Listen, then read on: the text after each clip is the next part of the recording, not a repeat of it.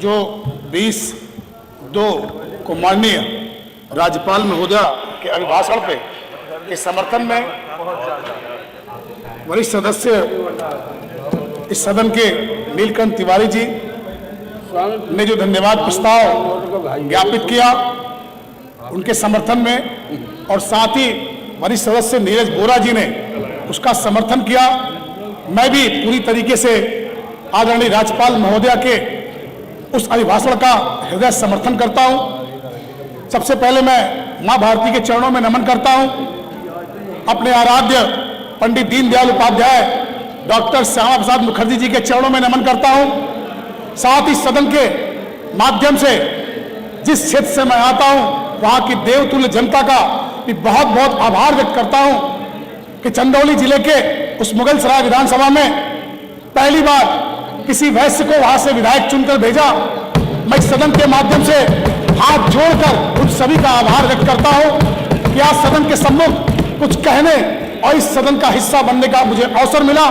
मैं धन्यवाद ज्ञापित करना चाहता हूं भारतीय जनता पार्टी का, जिसके आशीर्वाद से इस महत्वपूर्ण सदन, जिसकी अगुवाई प्रदेश के यशस्वी मुख्यमंत्री योगी आदित्यनाथ जी कर रहे हैं, लगातार क्षेत्र का सर्वांगीण विकास जिसको लगातार ये आम जनता वहां महसूस कर रही है। अपने अभिभाषण में पूरे सरकार की योजनाओं को जिस तरीके से राज्यपाल महोदया ने प्रस्तुत किया वो सराहनीय था। उसकी जितनी प्रशंसा की जाए वो कम है। हर बिंदुओं पर सरकार का ध्यान, हर बिंदुओं पर जनमानस के हित का ध्यान यह सरकार निरंतर पैनी निगाह रखकर कर रही है। हर मुद्दे पर विपक्ष पूरी तरह विफल है। विफलता का नजारा देखने को मिला हम लोगों को इस सदन के अंदर। माननीय राज्यपाल महोदय के उस अभिभाषण का सम्मान न करते हुए, एक वरिष्ठ महिला का सम्मान न करते हुए, मातृशक्ति का सम्मान न करते हुए सदन के बेल के समक्ष आकर गो बैक का नारा लगाकर एक तरह से सरकार की कार्रवाइयां, सरकार की जनमानस के प्रति जो जवाबदेही थी उसका अक्षर से जो पूर्ति सरकार ने किया उसको सुनने का काम यहां प्रतिपक्ष के लोगों ने नहीं किया। कायदे से पिछली बार भी हमने अपने उद्बोधन में कहा था सदन में आने वाला हर व्यक्ति सौभाग्यशाली है। कम से कम 4 से 5 लाख लोगों का आशीर्वाद जब मिलता है तब कोई व्यक्ति सदन का हिस्सा बनता है। क्या हम सब लोग इस बात के लिए चिंता नहीं कर सकते कि हमारी जरूरत सदन में क्यों है? हम आम जनमानस की समस्याओं को कैसे उसके निराकरण का प्रयास करें। सरकार के काम करने की पद्धति पर कोई सवाल अगर उठाना हो तो उस सवाल के लिए नियमावली बनी है, उस नियमावली के हिसाब से भी आप सरकार पर उंगलियां उठा सकते हैं। हम मना नहीं करते। संशोधन का सवाल जहां आता है ठीक से उस जो भी क्रियाकलाप पर सरकार की जो भी पहली निगाह रही उस पर आपको बेहतर तरीके से विषय रखने के लिए पहले ठीक से उसको अभिभाषण को सुनना चाहिए था। मुझे लगता है कि यदि आप अभिभाषण को सुनते तो बेहतर तरीके से उसमें परिवर्तन की बात कह पाते। आपने सुनने का काम नहीं किया और आपने पूरी तरह से सदन को डिस्टर्ब करने का काम किया। इसके लिए जनमानस ने आपको यहां चयनित करके नहीं भेजा है। तमाम ऐसे मुद्दे आए, जनहित के मुद्दे आए, लोकतंत्र के अंदर लोकतंत्र को सुरक्षित करने के मुद्दे आए। सभी मुद्दों पर सरकार का समर्थन इस उत्तर प्रदेश की 25 करोड़ जनता ने आशीर्वाद देके दिया। आपने कहा इंतजार करो फिर हम आने वाले हैं। आपने 2022 में भी ऐसे ही नारा दिया था और जनमानस को गुमराह करके आपने सोचा कि कई गठबंधन करके हम किसी तरह सत्ता में आ जाएंगे, सत्ता का सुख भोगेंगे। तमाम माफिया, तमाम भू माफिया, तमाम बालू माफिया उनको बचाने का काम करेंगे। जनमानस के लोगों को पता था कि जीत के आने के बाद क्या करने वाले आप हैं। आपने समर्थन मांगा, जनता ने आपको मुंह तोड़ जवाब दिया। यही कारण है कि बहुत छोटी जमीन आपको यहां प्राप्त हुई है। प्रयास करिए कि 2022 में इस सरकार में एक अच्छे और उत्तम चरित्र का निर्माण करते हुए जो जनता आपको जिताकर भेजी है उस जनता के प्रति जवाबदेही को तय करते हुए सदन से कुछ अच्छे काम उस क्षेत्र के लिए ले जाने का प्रयास करिए। मैंने देखा जब एजेंडा आया, एजेंडा के अंदर संशोधन विपक्ष ने लिखा था। संशोधन में क्या लिखा था?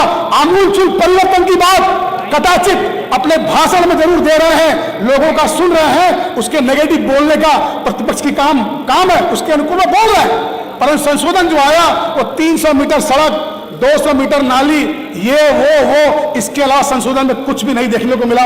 महामहिम, मैं आपसे कहना चाहता हूं मान्यवर, कोई संशोधन इनका ऐसा नहीं था जो राज्यपाल के अभिभाषण से मेल खाता हो। इसका मतलब यह हुआ इन्होंने सुना ही नहीं, तो किस विषय पर बात करेंगे। ये भारत देश जो उत्तर प्रदेश, उसका हृदय जो है, ये ऑलरेडी सांस्कृतिक राजधानी के रूप में काशी, जिसका जीर्णोद्धार तो छोड़िए, काशी को नवीनतम करने का सौभाग्य भी इसी योगी सरकार को जाता है, जो आस्था का केंद्र हमारा है।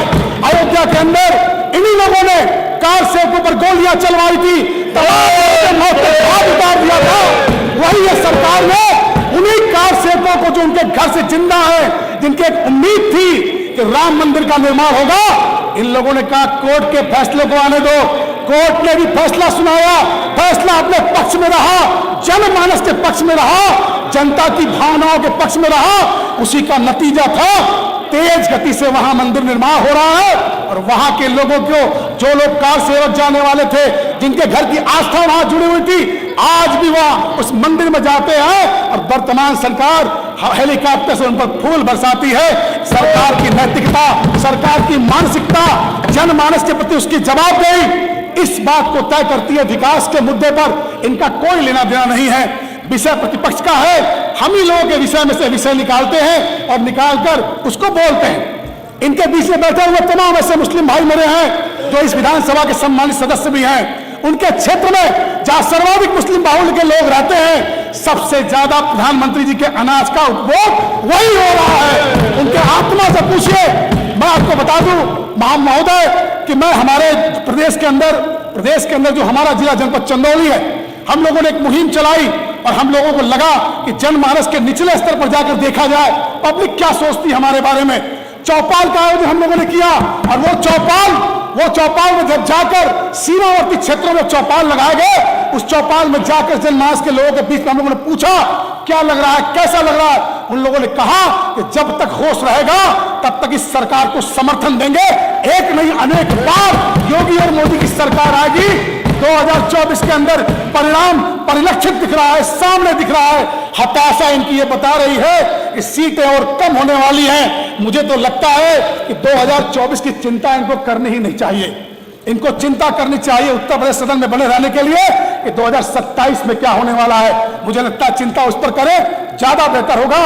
मानव विकास की नई रेखा खिंच गई है इस सरकार के अंदर।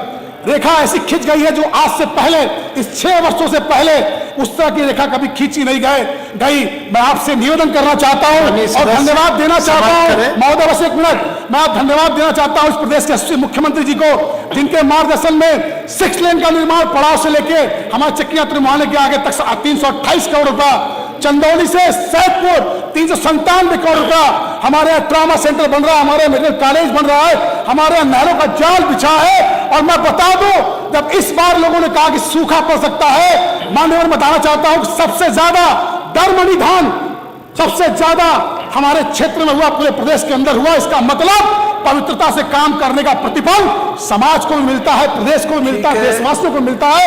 नियत साफ पर काम करनी चाहिए।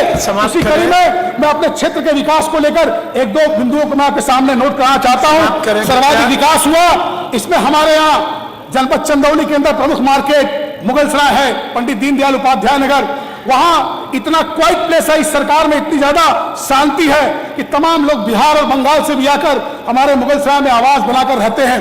जाम की स्थिति बढ़ती चली जा रही है। हम लोगों ने मांग किया था, मैं मांग सदन के माध्यम से करता हूं कि एक सुभाष पार्क से चकिया त्रिमुहानी तक एक ओवरब्रिज, एलिवेटेड पुल का निर्माण अगर हो जाता तो बहुत मेहरबानी होती। साथ ही हमारे नगर पंचायत चंदौली, जो नगर पंचायत का 75% आबादी हमारे नाला, सरकारी नाला एक है सिंचाई विभाग का, उसी से वो पूरा ड्रेनेज का पानी निकलता है, वो अभी जल स्थिति में हो गई है। मैं आपसे निवेदन करूंगा कि उस नाले के अंदर ह्यूम पाइप डलवाकर इंटरलॉकिंग अगर लग जाए तो बहुत मेहरबानी होगी। हमारे महोदय, मैं कहना चाहूंगा कि हमारा जिला, महोदय बस एक मिनट, हमारा जिला कृषि प्रधान जिला है।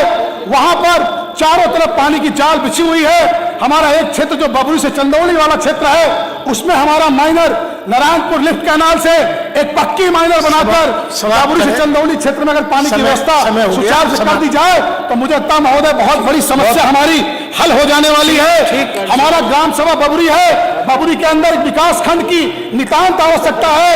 विकास खंड होने से वहां के आसपास के 100 गांव हमारे विधानसभा के प्रभावित होंगे।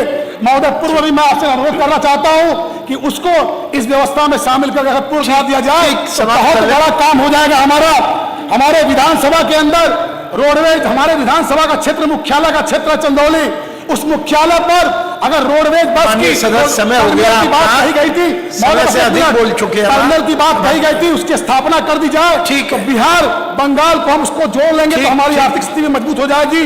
महोदय, मैं अंत में यही कहना चाहूंगा, राज्यपाल महोदय के भाषण का पूरा समर्थन करता हूं हृदय से, और यह सरकार अनवरत चलती रहेगी।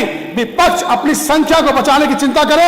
मैं बहुत समर्थन के साथ अपनी वाणी को विराम देता हूं। जय हिंद, जय भारत।